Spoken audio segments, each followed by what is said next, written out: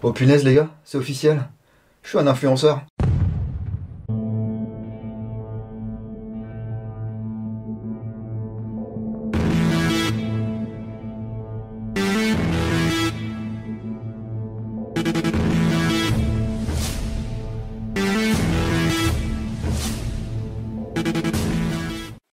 Salut à tous et bienvenue dans l'antre. Eh bien oui, un influenceur, alors en un seul mot, hein. Il paraît que j'influence vos achats. Bon ça je le vois souvent dans les commentaires des vidéos où vous me dites que votre femme vous interdit de regarder mes vidéos parce que sinon vous achetez des trucs. Ça me fait plaisir, ça veut dire que je fais pas du trop mauvais travail. Mais vous savez que le but de mes vidéos c'est de vous informer et non pas de vous faire acheter des choses, même lorsque j'ai à y gagner, hein. Alors là en l'occurrence je n'ai rien à y gagner à part ce pack, voilà, qui me vient de chez Cybergun. Donc merci beaucoup à eux de m'avoir envoyé ces deux boîtes. Alors il y en a une qui est vide, on va la mettre de côté, mais ceci est une grosse boîte qui m'a été envoyée pour le lancement d'une nouvelle licence, la licence Canik. Et oui, le fabricant d'armes turc dont Cybergun a acquis la licence et grâce à qui nous pouvons aujourd'hui avoir la version Airsoft du Canik TP9 Elite Combat.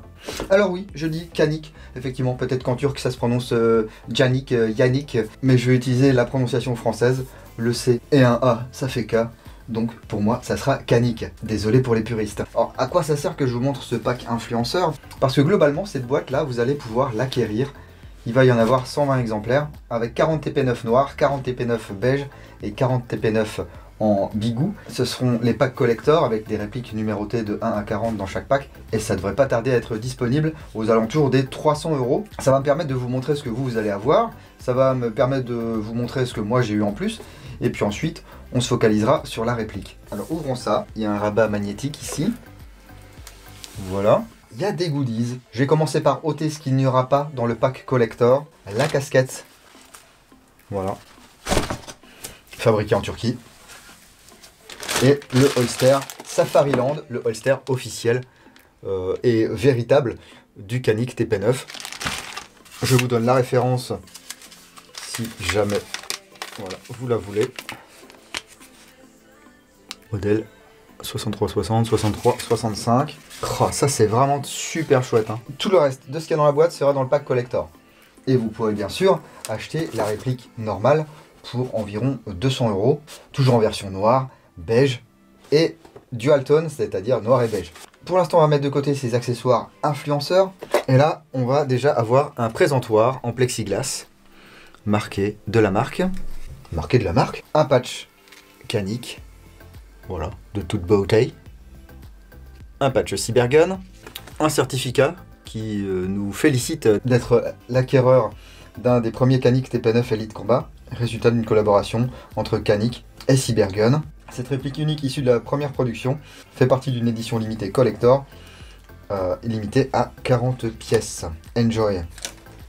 Ok, ici le certificat d'authenticité. Voilà. Bien sûr le manuel d'utilisation de la réplique. Voilà, tout ce qu'il faut savoir sur le démontage, le réglage du hop-up. Ça c'est Raphaël qui a fait le modèle encore, voilà. Pour faire un petit visuel, hein. Un poster du Canik et un second poster du Canik avec toutes les fonctionnalités de cette réplique. Ensuite, un t-shirt. On va être obligé de le mettre, hein. Et voilà, un homme sandwich.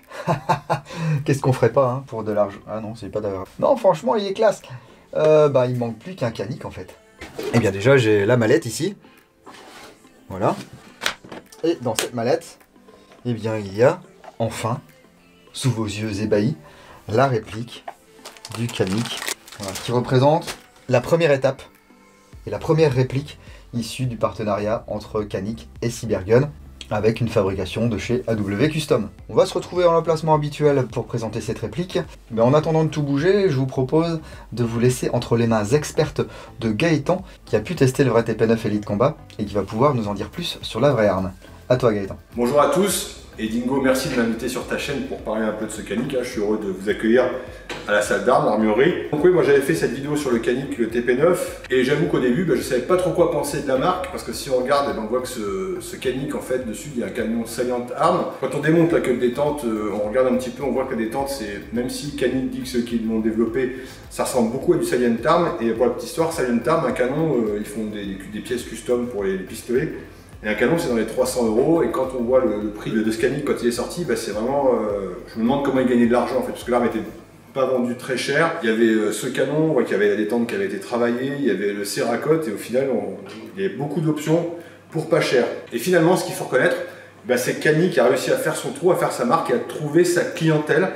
Et les retours sont plutôt bons. Alors moi quand j'avais fait le test, vous avez vu sur la vidéo, il n'y a pas de problème en termes de précision, ça marche très bien. D'ailleurs je profite de cette tribune pour passer un coucou à Jonathan Ducollet, c'est lui qui administre le fan club de Canic sur Facebook, donc si vous avez des questions sur la marque et que ça vous intéresse, n'hésitez pas à aller le voir, à lui donner un petit peu de soutien, à lui poser des questions. Qu'est-ce qu'on peut dire sur ces Canic? Le look, on voit que c'est un petit peu un mélange de Walther, de CZ, le TP9 Elite avec son canon fileté, le canon comme je vous le disais Salient Arm doré, et le TP9 Elite Combat, lui qui est tout noir. Gros point fort de Canic, et j'ai envie de dire de toutes les productions turques, c'est que c'est très bien vendu, c'est très bien fourni. Je vous ai pris une boîte pour que vous voyez un petit peu. Des plaquettes, les outils de nettoyage pour le petit chiffon, le chasse-goupille pour démonter toutes les parties qu'il a démontées sur l'arme. C'est pas fini, puisque quasiment tous les Canic sont livrés avec le holster, chargeur supplémentaire, la chargette, un autre magwell, et tout un jeu de plaquettes pour monter des points rouges. Donc voilà, ça c'est pas anecdotique, faut reconnaître que Canic fait bien les choses, il est super bien équipé. Comme je vous le disais, ne sachant pas trop quoi penser, force est de constater que Canic a trouvé son public, puisque la marque connaît un succès selon moi grandissant, et il y a de plus en plus d'adeptes qui se retrouvent dans cette marque. Si vous faites du tir sportif et que vous n'avez pas encore testé, je vous invite à, si vous avez l'occasion d'aller les tester et vous faire une idée par vous-même. Voilà, merci de m'avoir écouté. Dingo, je te remercie de m'avoir invité, je t'attends très vite à Gajoubert. Merci beaucoup Gaëtan. Revenons à notre réplique du TP9 Elite Combat. Donc l'édition normale sera livrée comme ceci. Je dis un prix qui devrait être aux alentours de 200-230 €, prix public conseillé. Donc la boîte ici, on nous rappelle les caractéristiques. Et à l'intérieur, ça devrait se présenter à peu près comme ceci, sauf que la réplique sera emballée dans un sachet plastique. Donc le manuel, on en a déjà parlé tout à l'heure. Le chargeur, qui est un chargeur gaz. Voilà, regardez, on a une petite encoche de chaque côté. Ça, c'est bon signe. Ça veut dire qu'on va pouvoir changer le bouton d'éjection de chargeur de côté. Les lèvres ici, le gaz route, lavage de percussion, les marquages ici. Ça va jusqu'à 14. Dans un vrai chargeur de Canic, on peut mettre entre 15 et 18 cartouches. Nous, bien énervés, on va pouvoir mettre 20 billes. Je porte à votre attention le fait qu'un chargeur CO2 est déjà en développement et sortira dans le meilleur des cas avant la fin de l'année.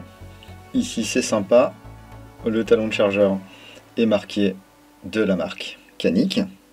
Lavage de remplissage se situe ici. Et alors ce qui est très sympa, vous savez souvent avec ces talons un petit peu larges, la tige de la bouteille ne va pas jusqu'à cette valve.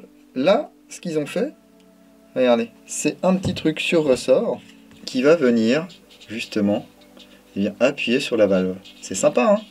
Comme ça, il n'y a pas besoin de démonter, remonter à chaque fois les talons de chargeur. Mais bien sûr, ce chargeur, il va aller quelque part, il va aller dans la réplique du TP9 Elite Combat. Ici, un modèle beige que je vous propose de détailler tout de suite. C'est une réplique relativement compacte, puisqu'elle mesure 200 mm et elle pèse 765 grammes. C'est 100 grammes de moins que le vrai. Et il est vraiment sympa. Ah, j'avais pas vu du coup. Vous voyez ici sur le talon, c'est marqué +3, hein. C'est le modèle 18 coups, ça. Il est vraiment très sympa. Donc ici, c'est la version beige. Carcasse en polymère, beige, glissière en aluminium. Alors le vrai Cerakote, ici c'est pas du Cerakote, hein. Donc le bouton d'éjection du chargeur ici, c'est carré, hein. Effectivement, on va pouvoir le changer de côté. Il est vraiment sympa, la prise en main est sympa également. On va retrouver quasiment tous les marquages qui vont bien. Ici, Fire Without Magazine. Canic 9x19, TP9 Elite Combat. Voilà. Warning, read safety manual. Alors, le numéro de série limitée ici. Une crosse très sympa. Alors si vous avez des grandes mains, par contre, ça sera peut-être pas la panacée. Vous voyez, moi j'ai des petites mains et mon petit doigt arrive déjà au niveau du magwell. Mais là on est quand même sur une réplique assez compacte. C'est vraiment très bien fait, très détaillé. Si vous voyez la texture. Des petits carrés ici. Avec ces géométries un petit peu variables. Hein. Des picots ici sur le dosseret. Alors il n'y a pas de dosseret additionnel fourni avec cette réplique, c'est dommage parce que avec l'arme il y a un dosseret additionnel, ça aurait été sympa de l'ajouter. Parce qu'on reste un petit peu sur sa fin là, à l'ouverture de cette boîte. Continuons sur les marquages de cette réplique. On peut voir ici bien le partenariat entre Canik et Salient Arms, hein, le canon SAI.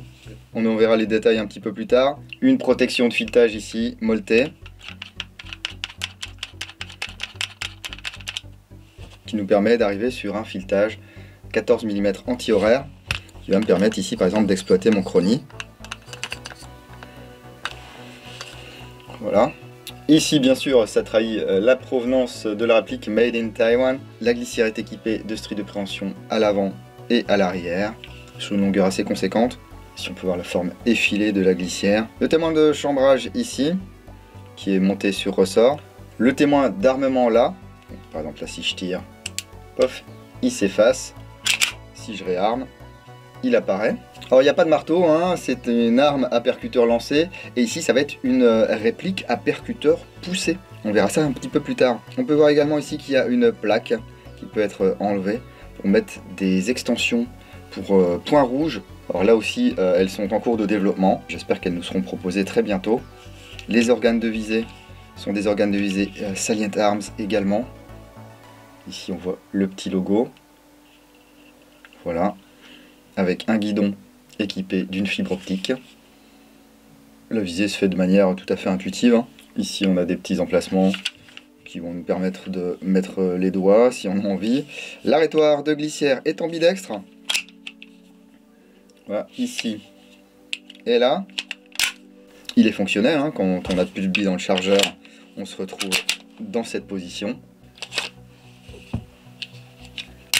Un rail Picatinny à l'avant de la carcasse permet d'installer une lampe ou un laser. Moi je serais tenté de mettre ce genre de truc. Voilà. Et puis je vous parlais du magwell tout à l'heure. C'est effectivement une pièce qui était faite par Salient Arms, qui va nous permettre ici de venir déjà mettre le chargeur assez rapidement et de venir éventuellement arracher le chargeur. Ah, c'est joli, hein. Le pontet est relativement imposant, vous voyez, hein, il y a vraiment de l'espace ici pour pouvoir tirer avec des gants. Des stries ici si vous êtes adepte du tir à deux mains des années 80. Et puis la flat trigger ici, où on a cette partie rouge qui va faire office de sûreté. Si on n'appuie pas dessus, impossible de tirer. On sent également qu'il y a des petites inspirations de chez Salient Arms, hein. C'est très joli. Alors voyons voir au niveau du kick ce que ça donne. Un petit peu de tir à vide là.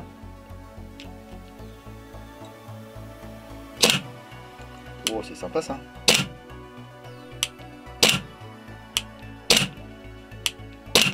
Et alors un truc qui est chouette, moi je m'attendais à un truc un petit peu tout pourri, parce que je suis d'un naturel pessimiste. Parce que si on n'a pas de chargeur, effectivement, c'est un percuteur poussé ici. Eh bien, voilà, il n'y a pas de mur, il n'y a rien du tout.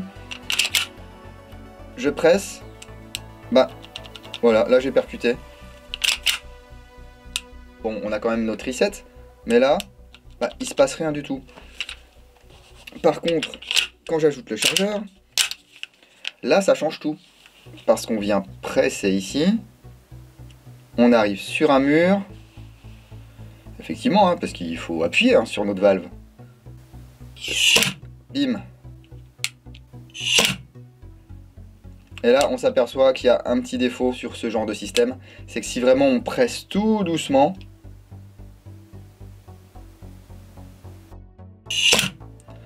vous entendez? Il va y avoir déjà un petit peu de gaz qui va s'échapper et ensuite le coup part. Donc bah il faut vraiment être franc, hein. Voilà, le reset est très agréable. Et là, j'ai plus de gaz. Je vous propose d'aller au chrony et en cible pour voir ce que ça donne.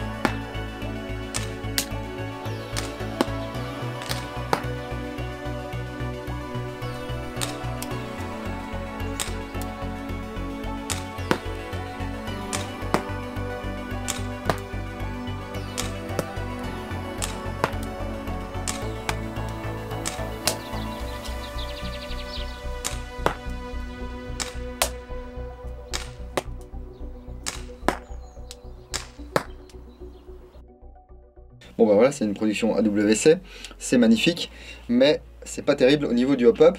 On peut voir qu'on peut vider nos 20 billes sans problème, sans avoir non plus une grosse chute de vélocité. Ça c'est pas mal.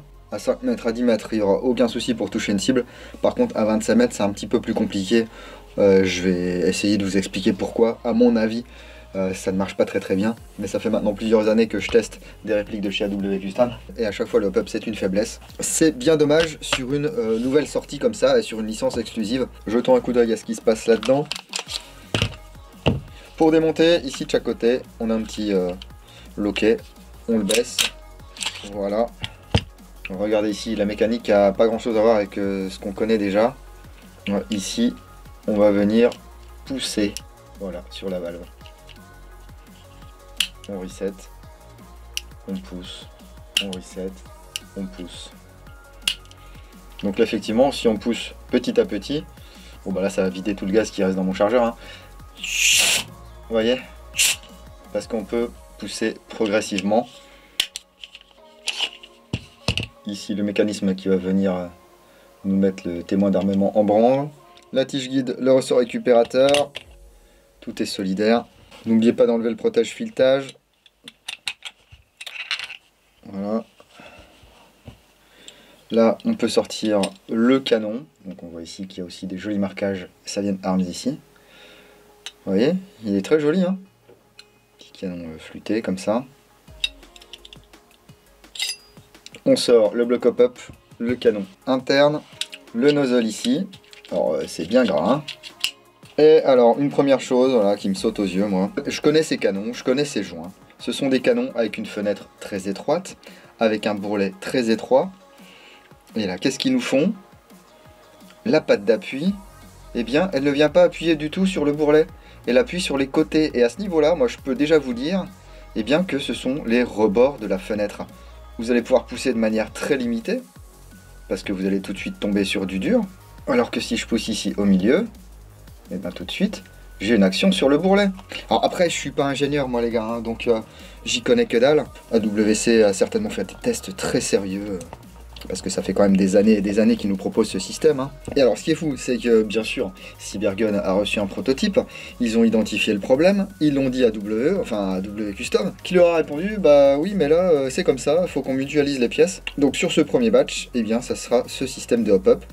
Cybergun a bien sûr demandé à ce que la patte soit modifiée, donc j'espère que pour les prochains batchs ça sera réglé et que la réplique sera jouable directement en sortie de boîte. Je pense qu'à un moment donné tu peux pas te permettre de dire ben non on refuse tout le lot parce que ben, on vous avait prévenu et puis vous avez pas pris en compte nos desiderata. Je pense que ça coûterait vraiment trop d'argent. Ici il y a une vis qui est différente tout simplement parce que en essayant de faire tirer la réplique un petit peu mieux, eh bien j'ai foiré une vis qui était montée au frein filet. La patte d'appui ici. À part son profil, sinon tout va bien. Je veux dire, elle est vraiment très raide.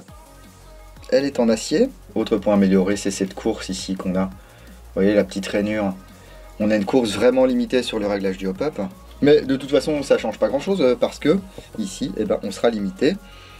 Voilà, le joint rouge avec son bourrelet étroit et long. Après peut-être que ça va nécessiter un rodage. Là j'ai tiré à peu près 250 billes. Et voici le canon avec sa fenêtre étroite. Et là regardez, si je viens aligner la patte d'appui, et bien les deux appuis latéraux, ils viennent appuyer ici sur les côtés. Et on laisse toute la partie du milieu ben, sans appui. C'est, enfin je comprends pas là. On pourra peut-être essayer d'y ajouter un Aiki ici. Heureusement ici on est sur un format quand même VSR10. Là j'ai un ensemble canon et joint TNT par exemple. Eh bien, je vais pouvoir les monter sur ce bloc hop-up. Ça va se fermer sans souci, mais ça veut dire racheter des pièces. Si je mets un joint 9-ball ici, je suis même pas certain d'avoir de meilleurs résultats, parce que ici, encore une fois, je viens appuyer sur les côtés et pas sur le bourrelet. Donc là, clairement, déjà, il y a ça qui va pas, que ça fait quand même plusieurs répliques d'AWC que j'ai entre les mains et qui ont un hop-up pas vraiment efficace. Et je reste poli. Le guidon ici est maintenu par une vis à tête plate. La hausse montée sur queue d'aronde a l'air d'être serrée via deux vis. On va voir si c'est juste serré comme ceci. Ou alors si c'est maintenu ailleurs. Ah oui. Ce qui veut dire qu'on va pouvoir régler légèrement la dérive si on a besoin. Et ce qui veut dire également qu'on pourrait éventuellement mettre des organes de visée RS si on en éprouve le besoin. Bon, qui ne va pas être mon cas, du moins dans l'immédiat. Ici, Oh bah tiens, c'était pas serré. Là non plus.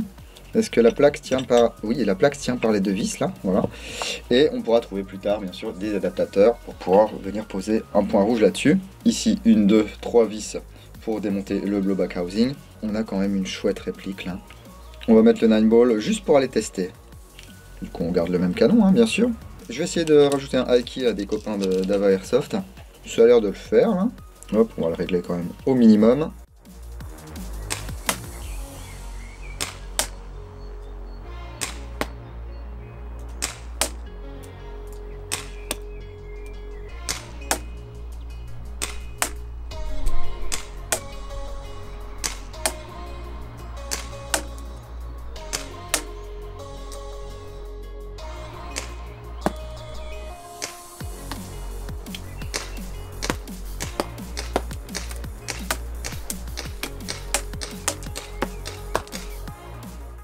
Bon bah c'est mieux là, mais c'est pas encore top 1. Vous voyez, à 35 mètres, on peut espérer toucher quelque chose. À 25 mètres, c'est un petit peu plus régulier. Je trouve que le réglage du hop-up est pas très progressif. Ça gratte un petit peu, il n'y a pas beaucoup de plage de réglage.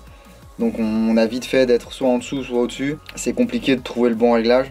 Ici avec de la 0.25 ça passe. Mais du coup ça gâche un petit peu mon premier contact avec le... Enfin mon deuxième contact en vrai, parce que je l'avais déjà vu chez les Cybergun avec le TP9 Elite Combat. C'est vraiment une chouette réplique, c'est très chouette, c'est bien fait. Les finitions sont super, les sensations de tir sont pas mal. Petit bémol effectivement sur cette détente qu'il va pas falloir vraiment appuyer trop progressivement au risque de faire partir du gaz en avance de phase. Et puis ce hop-up ma foi qui n'est pas digne de figurer dans une si jolie réplique. J'ai fait mon rétex également à Cybergun, hein. Je suis pas en train là de râler pour râler. Et puis de mettre tout le monde sur le fait accompli. Une fois encore un an, parce que je sais que vous êtes prompt à critiquer Cybergun, hein, mais le problème a été identifié, il était remonté au fabricant. Après, si le fabricant ne veut rien faire, c'est un petit peu compliqué de l'obliger à faire quelque chose. Hein. Du moins sur cette première série qui a déjà été payée. Hein. Si c'est pour faire du plinking à 5 ou 10 mètres ou 15 mètres, pourquoi pas. Mais moi ça je veux l'utiliser pour le jeu, je veux pouvoir l'utiliser à une distance de 20, 25 mètres, même 30 mètres parfois. Donc je veux un système de hop-up valable. Ça ne m'empêche pas de remercier chaleureusement Cybergun pour m'avoir envoyé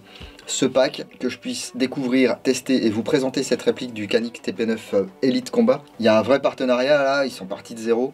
Mais voilà, moi je m'engage auprès de vous à tester les répliques et à vous dire ce que j'en pense comme ça en sortie de boîte. C'est ce que j'ai fait une fois de plus avec ce Canik, pack influenceur ou pas pack influenceur, exclu ou pas exclu. Derrière, il y a vous les gars en train de dépenser 230 € minimum pour ce Canik. Moi, je vous le dis assez souvent, hein, moi mon but c'est pas de vous vendre des trucs. Je suis là pour vous montrer les choses. Moi je peux vous dire que cette réplique me plaît et que je ferai toutes les modifications possibles pour que ça tire droit. Dites-moi ce que vous inspire ce TP9 Elite Combat de chez Canik. Est-ce que le look vous plaît? Est-ce que les fonctionnalités vous plaisent? Est-ce que c'est une réplique qui pourrait très bien finir chez vous, qu'elle soit en noir, en biton ou comme ceci en beige? Exprimez-vous dans l'espace commentaire. N'hésitez pas à mettre un gros like sur cette vidéo si elle vous a plu. Abonnez-vous, activez les notifications, ça vous permet d'en louper le moins possible. Et si vous ne voulez absolument rien louper, vous pouvez me suivre sur la page Facebook, sur Instagram, sur Twitch et sur www.l'entredudingo.com. Si vous souhaitez contribuer à l'antre et m'aider, il y a des liens également affiliés dans la description de la vidéo. Merci à tous ceux qui les utilisent. Il me reste à vous remercier si vous êtes arrivés jusqu'à ce moment de la vidéo, à remercier également Cybergun pour m'avoir fait confiance en m'envoyant ce pack. Continuez à prendre soin de vous, si vous allez en jeu le week-end prochain, n'oubliez pas, jouez sérieusement mais sans vous prendre au sérieux, et moi je vous dis à bientôt dans l'Entre du Dingo. Bise.